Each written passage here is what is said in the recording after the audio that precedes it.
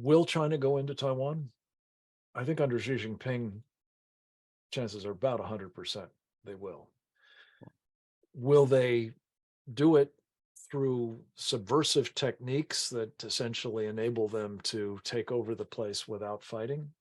I think that's still their preference.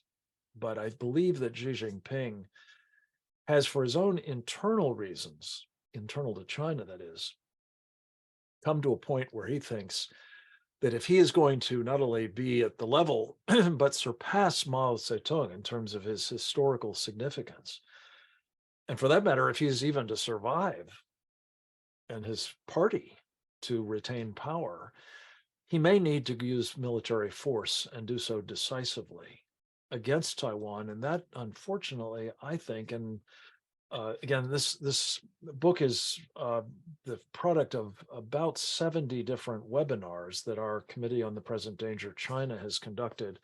And I think the consensus of the participants has been the Chinese will have to take us on as well.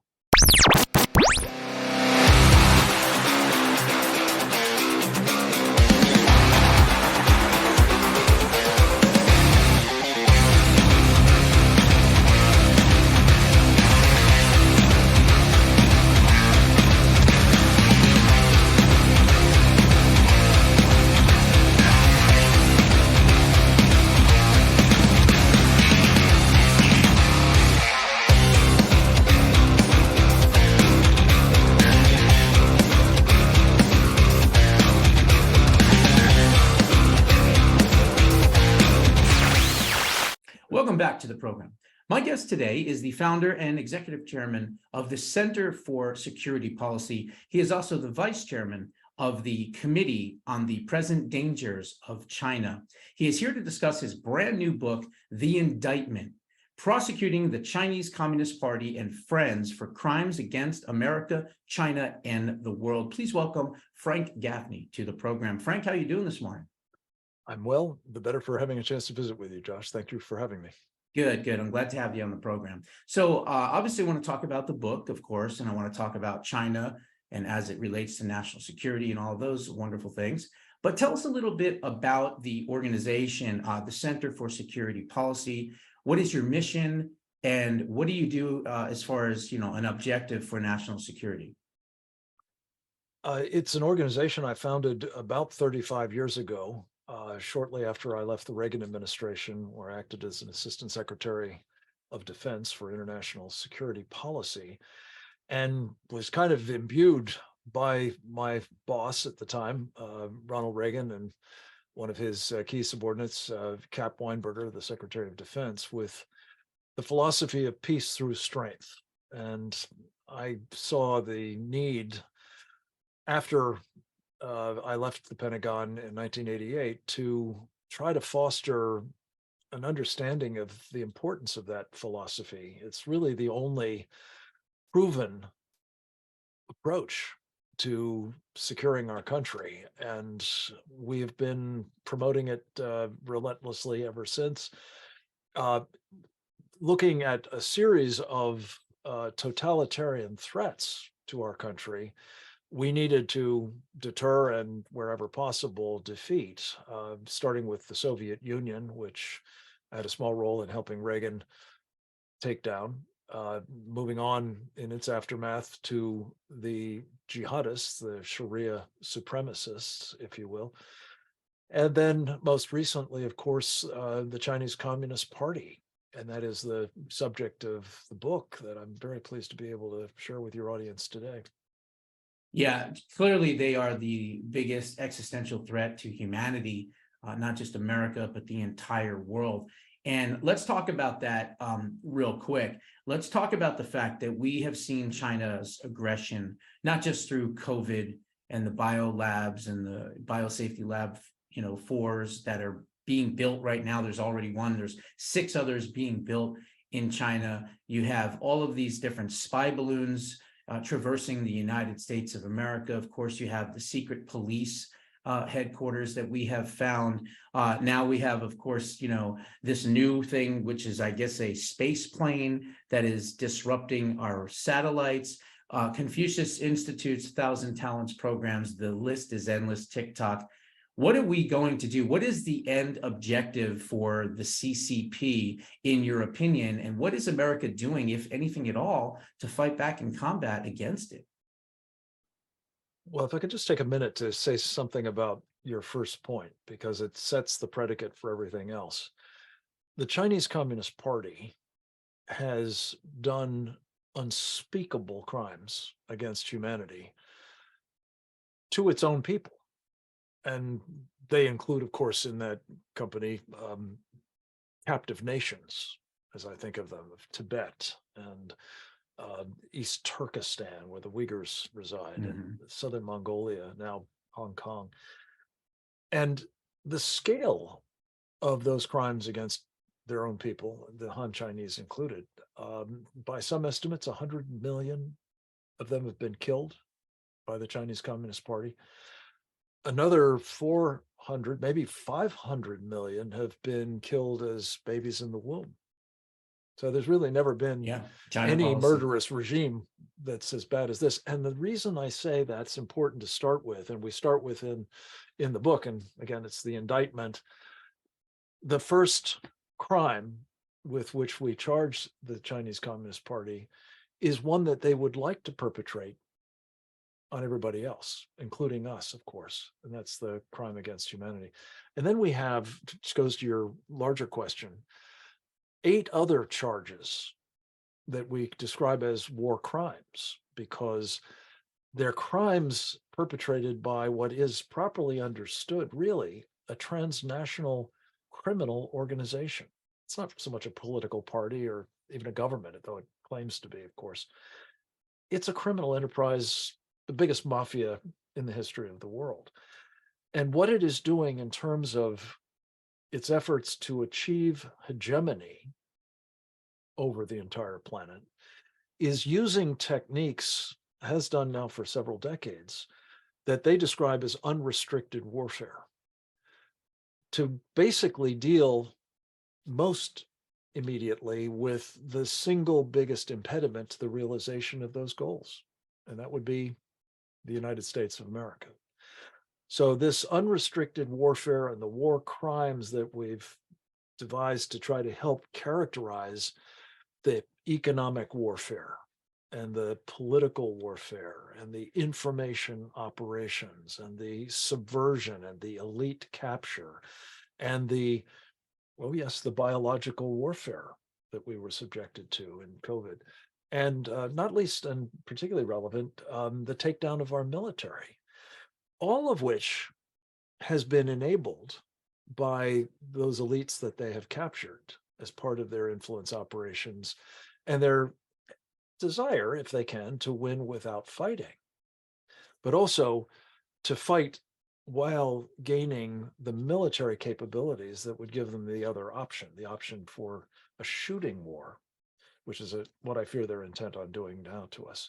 But so that's the nature of the book. And we do have 20 specific action items that we recommend we do about it. And we can talk about those if you'd care to.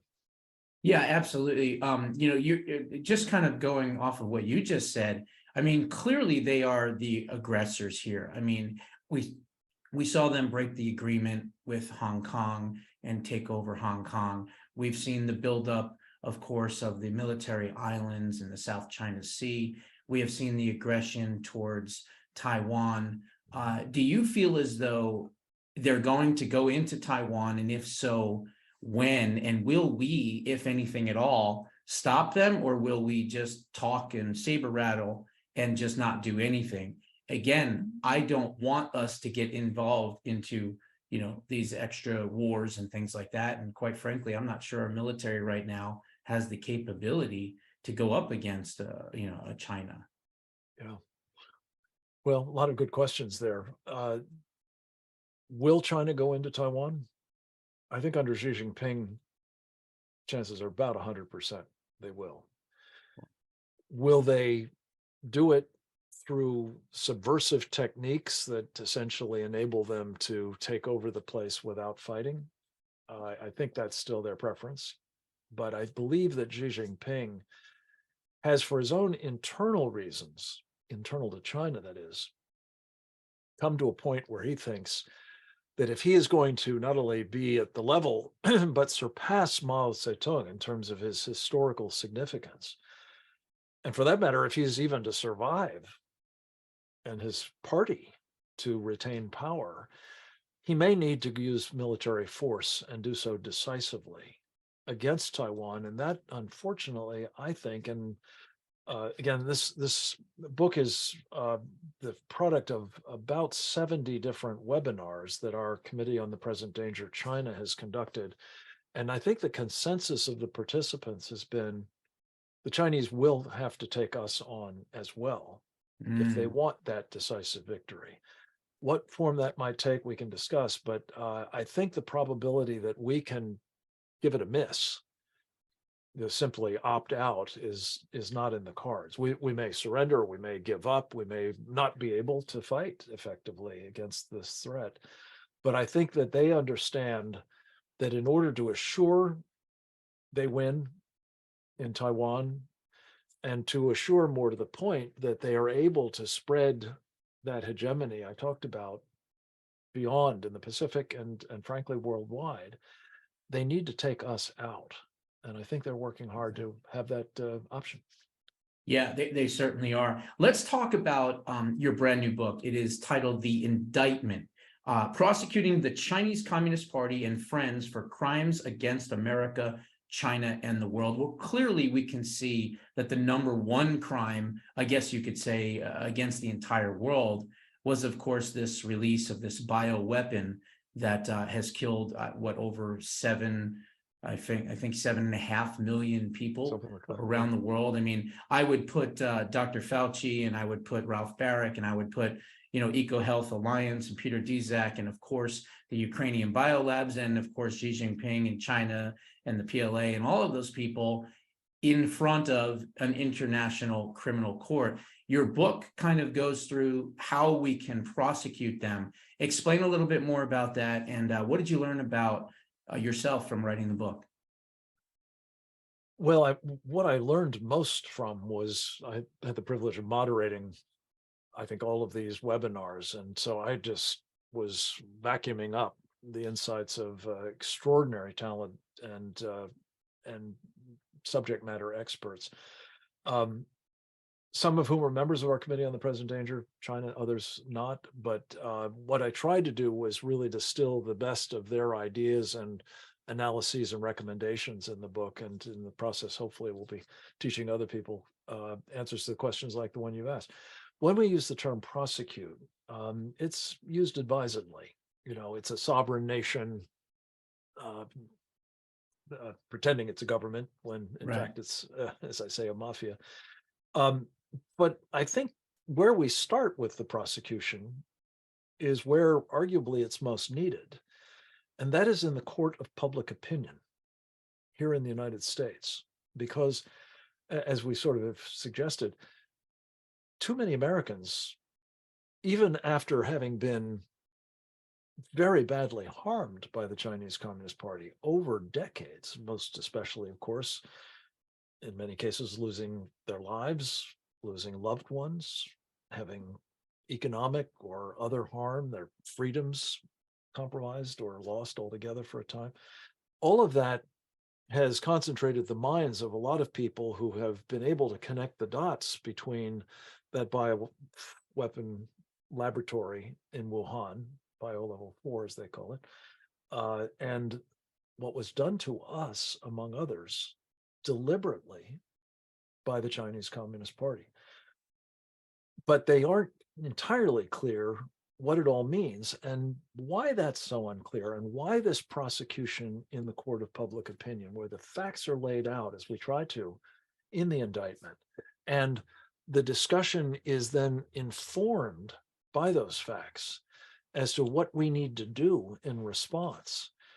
It all really basically starts from the idea that we've not been told what's going on here by the people we expect to tell us. Right. We've entrusted with the responsibility to protect us against hazards and dangers and foreign threats like this.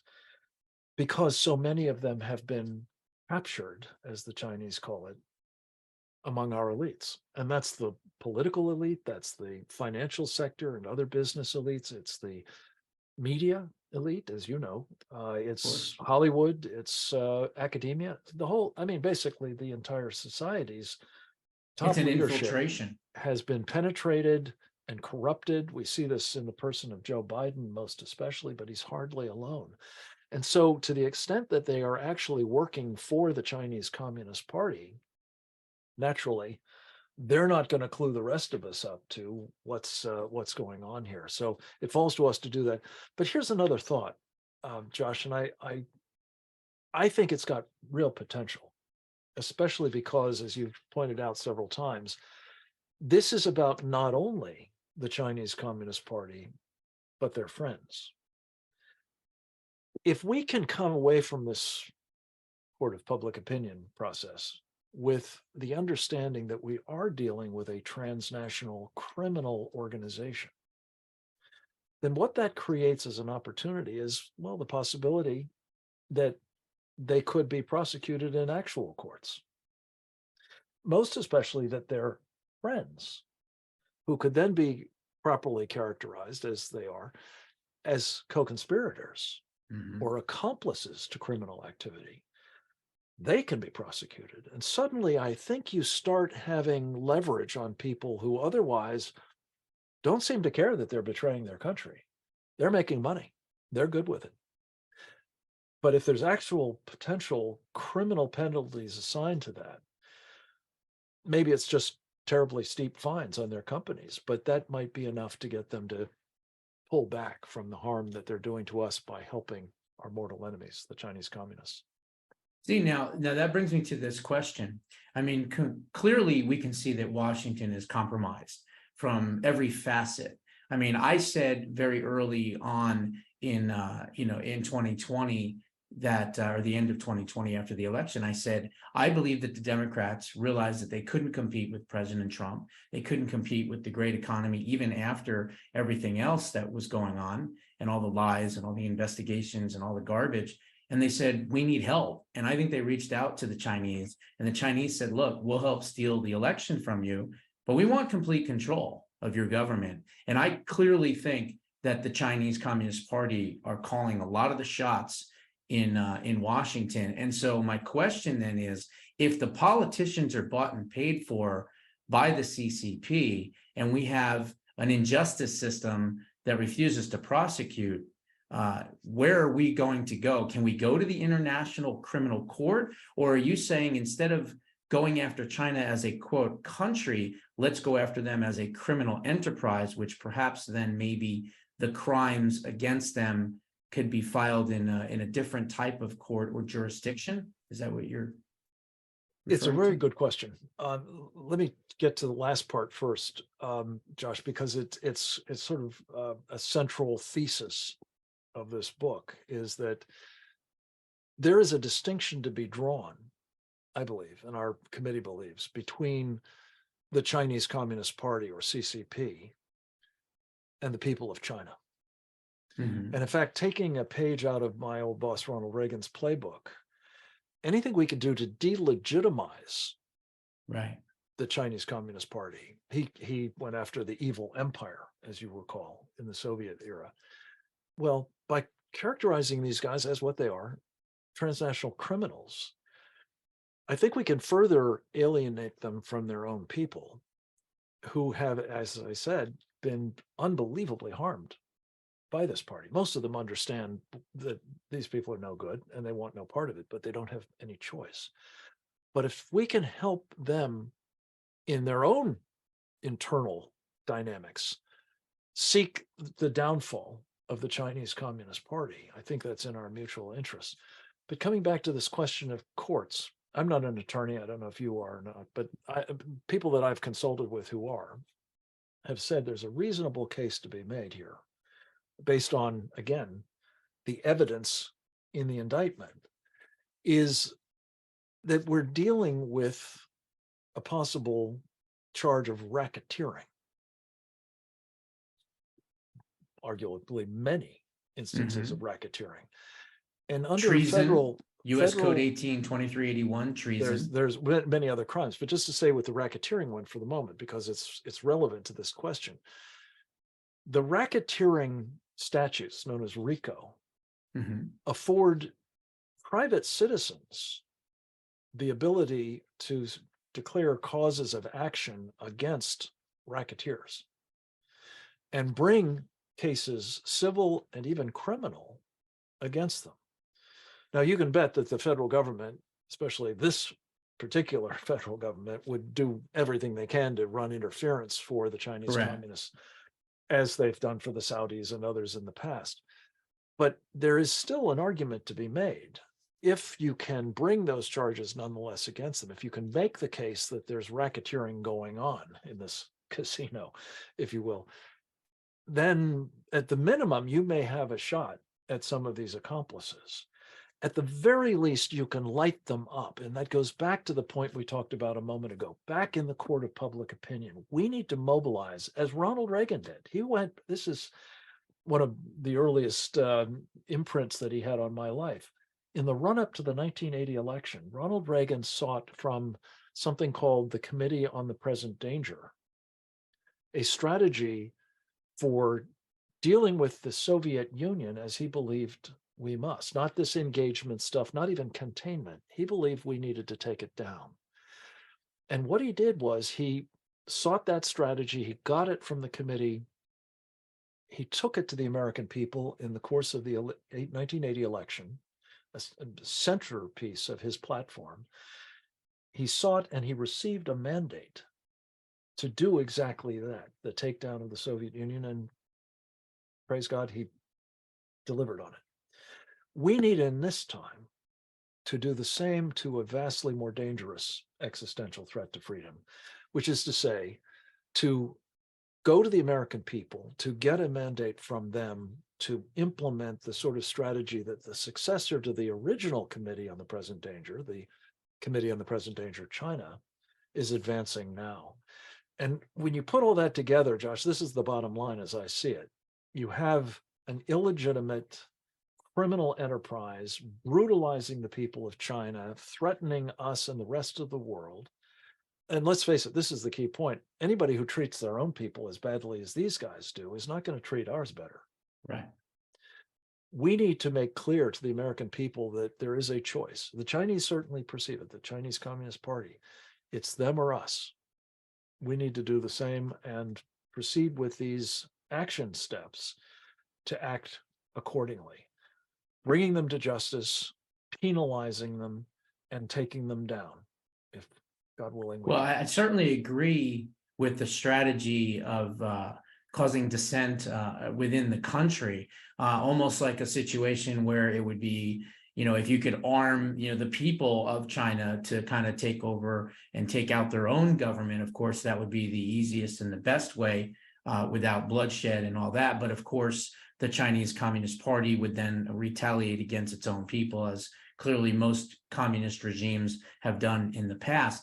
But the other thing is, from an economic standpoint, economic warfare, if you will, we've got to change the hearts and minds of the American people to not be so dependent on Chinese made and bought and manufactured products. I personally think we ought to go and get Walmart and Target and some of these other big box stores that continuously sell Chinese products and cheap Chinese products to the American people. We ought to put tariffs on them too, not just China for their trade manipulation and currency manipulation and all that, but actually American companies, so that they stop, selling these Chinese products and things like that. Because I feel as though the American people will pay the same or more for a product if they know that it was built and made in America. I know my people would, and I know the majority of Americans would. And I think that's a big part of it. We need to get people off of these Chinese made products, because every time we go to Walmart or Target and we buy these things, we're adding another bullet, another gun, another tank, another missile, another bomb into the Chinese military. And so I think we have to change, as you said, the hearts and minds of the American people to be against the Chinese Communist Party in that respect. Well, you've made my case. This is about equipping them with the information they need to know to make choices in their own spending habits. And what you said is true, of course, and very relevant, but you put it on steroids when you talk about the fact that unbeknownst to most of them, those Americans, their pension funds, Yeah, their mutual funds, their index funds, their exchange traded funds, their other investment vehicles are literally sluicing trillions of dollars into those Chinese companies. And you're not exaggerating, Josh. You're saying exactly what's happening. Many of those companies in which these unwitting Americans are having Wall Street mavens invest their money are literally supplying the People's Liberation Army with yeah, weapons with which to kill us. yeah, And exactly. incredible enough, that's true even of the federal government's pension fund, the Thrift Savings Plan, which invests money on behalf of military personnel who Right. are being directly targeted. They'll get to the rest of us, you can bet, but the direct targets are the people that, as I said, if we find ourselves in a shooting war, will be the first to perish. This is obscene, not just outrageous. So, yes, we need to have some course corrections, and it's central to this list of action items that I keep alluding to recognize we're at war, not because we want to, but because they believe it's necessary to defeat us so they can achieve their larger objective. They are on a war footing, which means they have begun the process of preparing their people, their society as a whole, not just to wage offensive war, but to manage whatever consequences flow from it. We haven't even thought about that. Again, most of us not even aware we're in a war. But then there's some specific things that just need to be, it's common sense. You need to wean yourself from supply chains in China that will be cut for sure if they go up that route.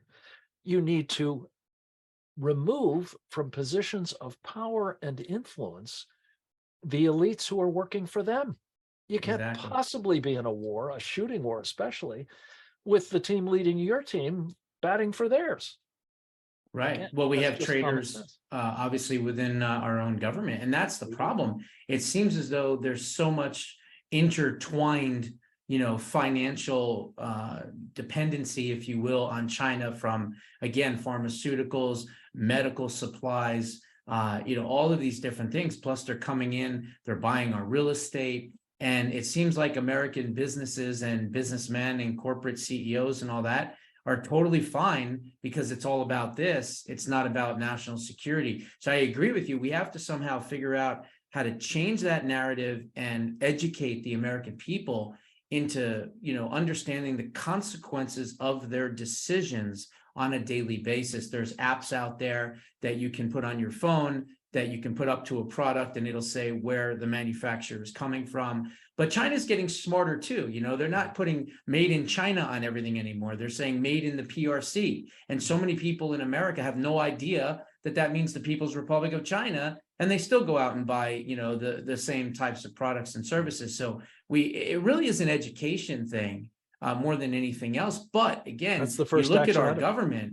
I mean, look what they just did. They just took down Miles Gao, who was against the CCP, and they're arresting him not for any kind of bank thing or anything because of the fact that they probably got the marching orders from Xi Jinping. And God forbid, if he's ever extradited back to China, he won't make it out of the airport. I mean, let's face it. He's part of the new Federation of China, that organization. I've spoke in front of that group and things like that. And it's just sad to see that our government isn't fighting against its existential threat, and instead it's fighting against people that are fighting against that existential threat. So, I mean, well, could I just make a quick point on this? Sure, please do. It's so clear that, as the Soviets used to say, it's no accident, comrade, that this is complicated. One of the lessons that was learned by former General Secretary of the Chinese Communist Party back in the early 1990s, as Reagan's strategy for taking down the Soviet Union reached its successful conclusion.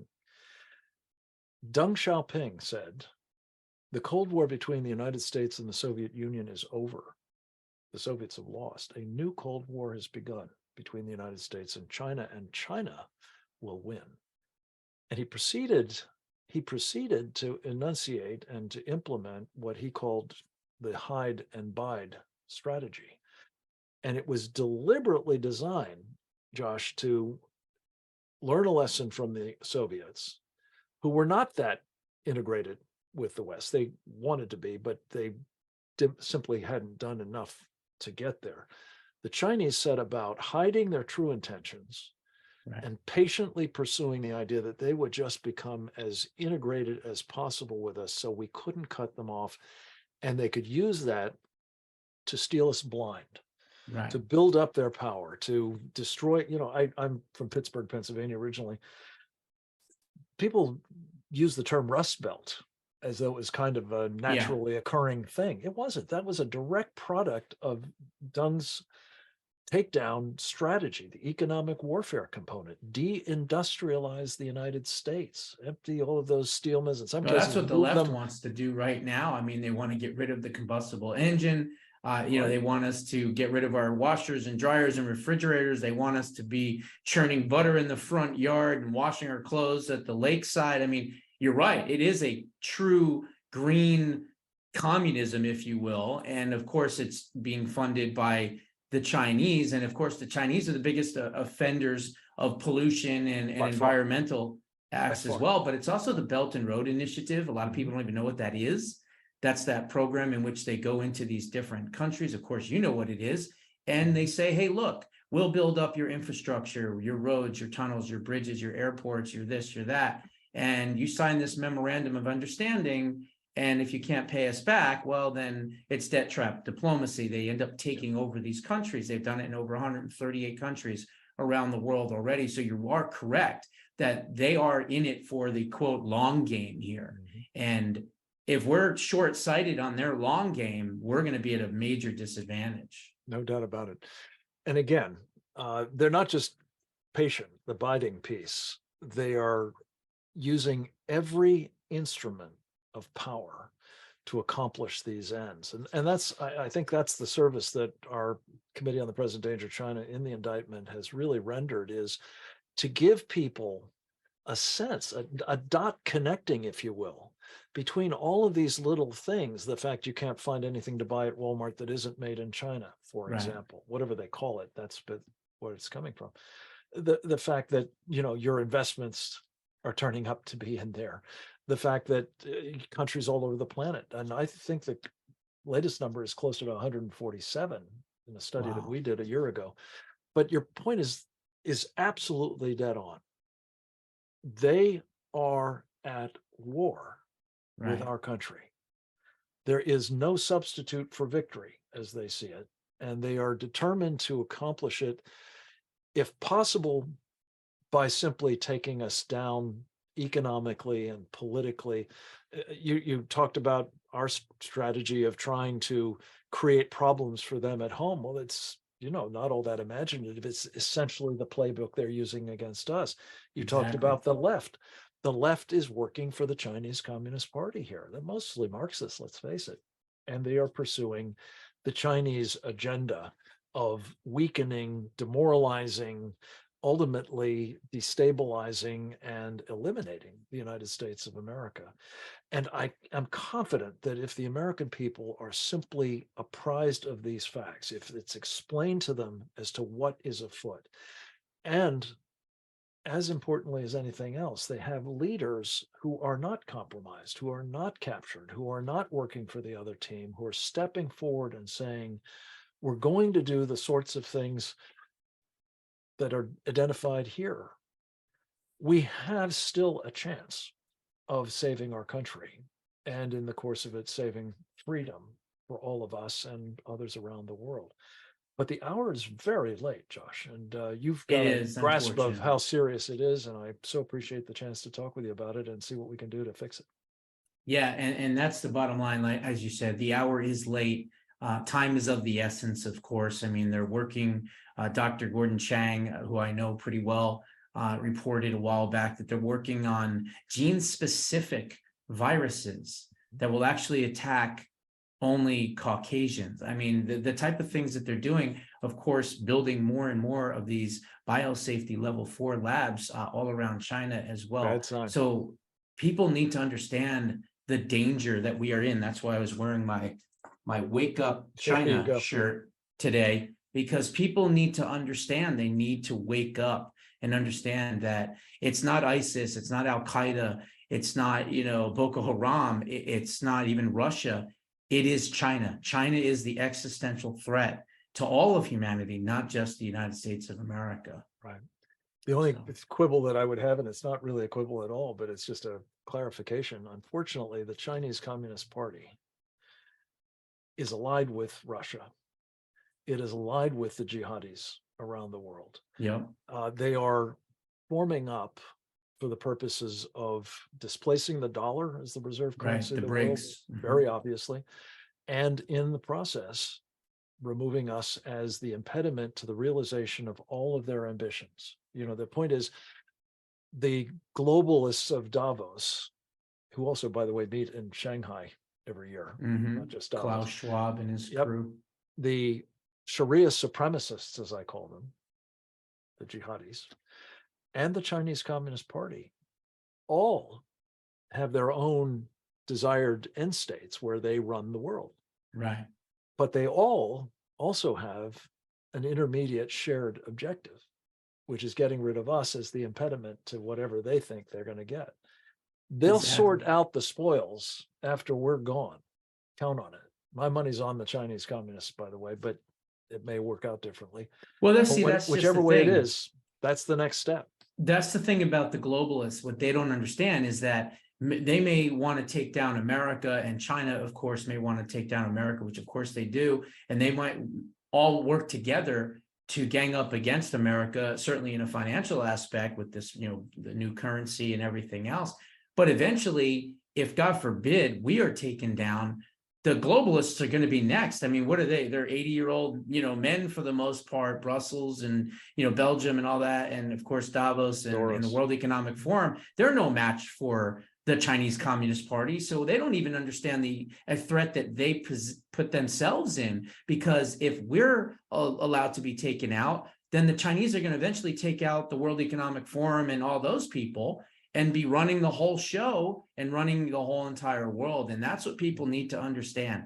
That is why they are so dangerous. And again, if the American people would just wake up and stop buying Chinese products and, just put their foot down and understand what those, consequences are, we could take them down ourselves economically, because they are also dependent upon us financially as well. So as long as we can keep that leverage, financial leverage against the Chinese Communist Party, we actually have a shot.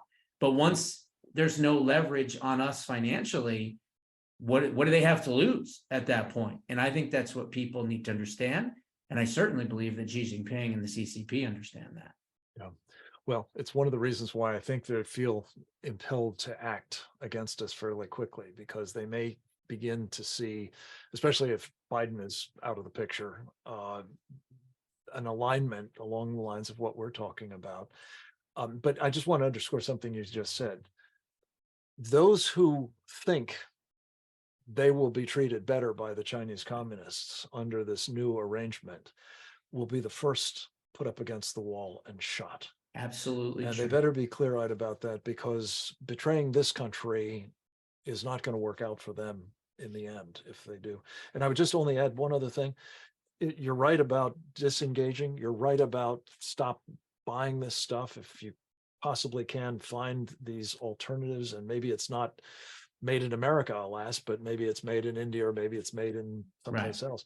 But here's the key piece. If you also get your money out of China now, while you still can, that's another very important piece of the leverage that might make a difference in how this plays out.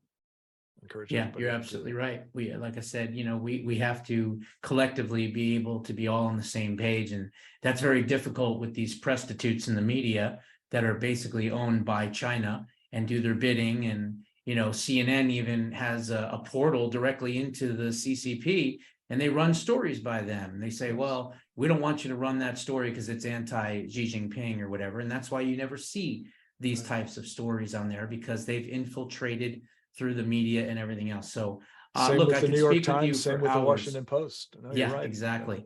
Prostitutes is a great term for it. Yeah, well, that's what they are. I mean, they would sell out. That's who they are. And I think there's a lot in both parties, unfortunately.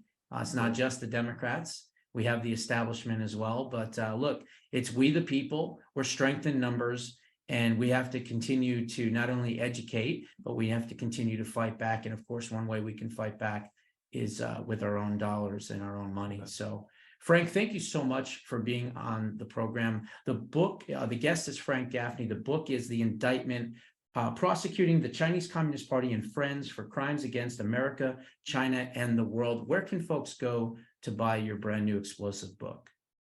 I'm very pleased to say that it is a #1 bestseller in, I think, 4 different categories on Amazon. So that's the easiest way, perhaps. Barnes and Noble is another.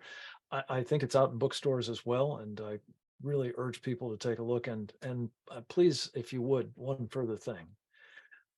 If you find it helpful, compelling, informative, and instructive about what we need to do, I urge you to share it with somebody who you've elected to represent you as well. They need to be put on notice that you expect them to act to protect our country. It's our last chance, perhaps. Amen to that. Well, again, Frank, thank you so much for being on the program. I wish you nothing but the best of luck, and I'm sure we'll have you back on in the future. Okay. I look forward to it. Thank you, Josh, for all God you do. bless. God bless you.